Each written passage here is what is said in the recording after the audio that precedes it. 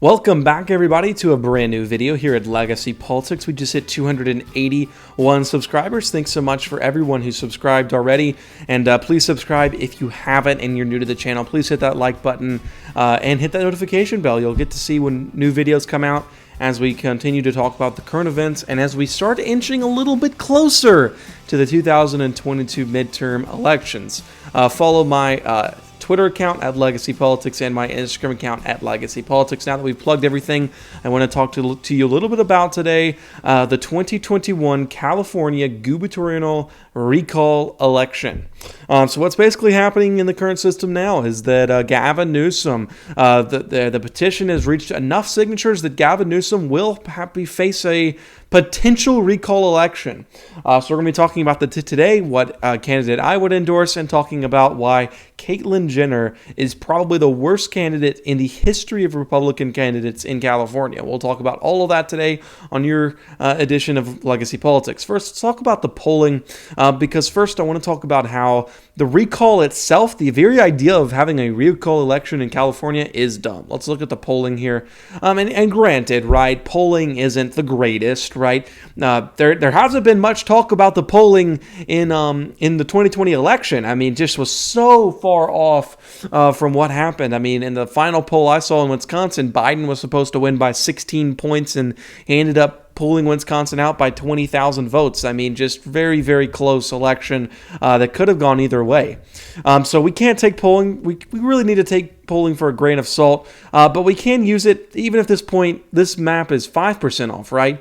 It says yes on the recall and no on the recall. You have around 50% or over 50% of the population saying no to the recall and under 50% saying yes to the recall, and only around 7 to 10% undecided, and these are the polling institutes that they got this from. But as you can see here, most people are saying no to the recall, as Berkeley Institute had it at 36 for yes. So it has to be over 50% for it even to go to an actual election, and Gavin Newsom would be removed from his position, which I don't think it's going to happen. It would be a stunning change of events if that actually did happen in California this fall.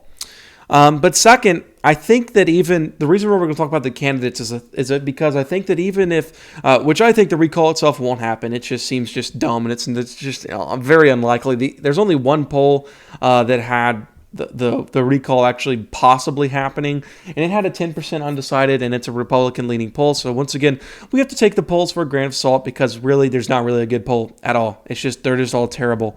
But even if the recall doesn't happen, I think that the candidates running now would still run in 2022. So let's talk about the candidates and who I would endorse as far as who's going to be running specifically in California. And you have John Cox.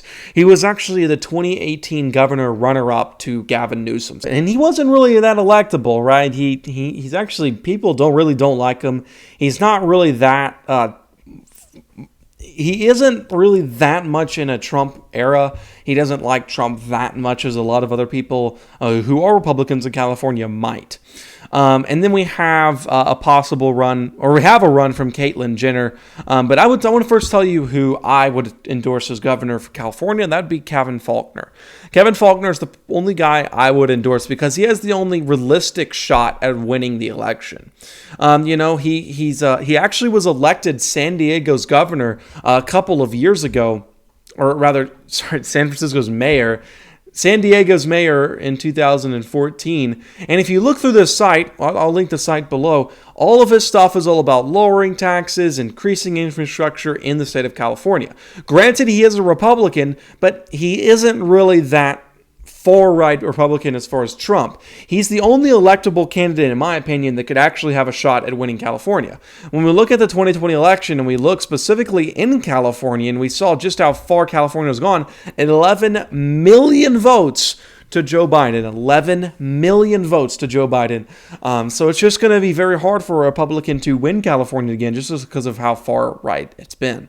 And that's why I think Kevin Faulconer, even though he isn't really that much of a Republican, even though he's not really that far right as some people or America First as I would want him to be, he's the only person I think that could actually win the election or even have a realistic shot at winning the election. He might could break 30%, he might could break 40%, and at a very, very, very, very, very, very, very, very unlikely he could break 45%. But he's the only possibly elected person.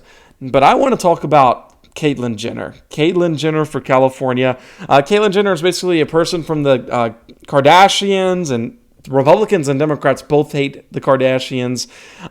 And she actually did support Trump in 2016.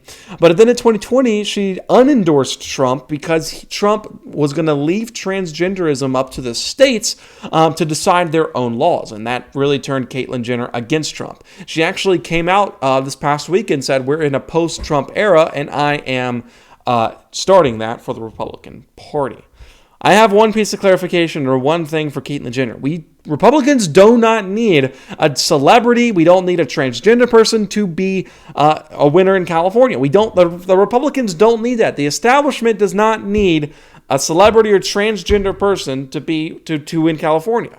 We can win California. We can basically take the Hispanic vote and maybe increase it just a little bit. It'll take a couple of years. It'll take 10 years. It'll maybe take 20 years.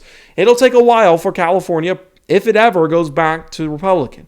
But this is not what we need. This is going to take away all gains from California. And, Republicans come up with the counter argument and they'll say, hey, well, it's a transgender person and what do we have to lose? It's all California. Well, I'm going to look at this, and this is actually from a transgender activist in California, Charlotte Clymer, and she says, quote, Caitlyn Jenner is anti-trans. She doesn't understand the science, and she is pondering to the ignorance of anti-trans people. I absolutely have no problem saying Caitlyn Jenner supports and directly benefits from transphobia, end quote. So there you have it. It's not about whether or not a transgender person could win California. It's about whether or not Republicans can establish bases there where we can win House and Senate elections. Maybe someday we could take the governor's spot. Maybe that's possible. I don't know. But this is not the way to do it. Hispanics have all come out and said that they're against transgenderism, they're against that, and that's the only way Republicans are going to get back. President Trump in 2020 had the biggest gains any Republican has ever had in California.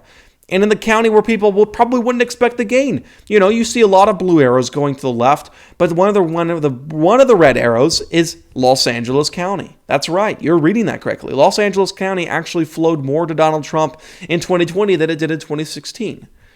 Also, Imperial County, where it's around San Diego, Imperial County, it flowed to Donald Trump 17 points more than in 2016. We're making small gains, and obviously we're not going to win the state. 11 million to 6 million isn't anywhere close. Obviously, I'm not contending that we're going to win the state anytime soon, but we don't need to put transgender celebrities who hate the American First Movement into California to try to win the governor's race and running as a Republican. That is a terrible way that the Republicans could do. That's the worst thing they could do.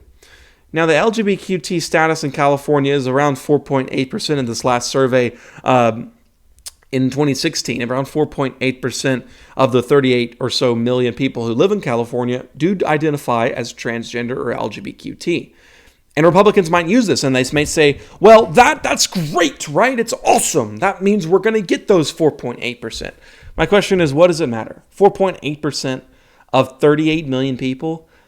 Get the people who aren't voting. Get the people, 11 million plus 6 million is around 17 million. That means there's I can't even do math, 38 minus 17 is 21 million people who aren't voting. That's our only chance of getting California. It isn't putting Caitlyn Jenner, transgender, hates Trump. It's not doing that. If the Republicans put this person in office, if they actually put this person on the ballot box, it will be detrimental for the Republicans in California. So, I challenge you: do not support this. Do not go into the little argument of, well, it's our only shot at winning California, because it's not. Do you really think Republicans are going to see a transgender person on the ballot and say, yes, I want to vote for them? Nothing against transgender people, but is that really what's going to happen? Well, let's look at past president. New Jersey, or rather New Hampshire. A transgender candidate that Bernie Sanders endorsed, a Democrat in California and New Hampshire, lost by 40 points in 2018. It would ruin the Republican establishment in California. We have to get the grassroots, we have to get the Hispanics, and we have to make small gains to try and get a little bit back in California. Is it possible to win the state? Not anywhere in the near future, unfortunately. Is it possible to get House seats, and is it possible to get Senate seats? Yes, it is. And that's what the Republicans need to strive for. Not going crazy and doing what they're doing with Caitlyn Jenner. And that's why I think Kevin Faulconer is probably the best option for governor in California. Guys, I hope you enjoyed this video. Once again, if you haven't subscribed, please subscribe and hit that like button and turn on notifications. You'll see new videos coming, and we'll see y'all in a little while. Thank you.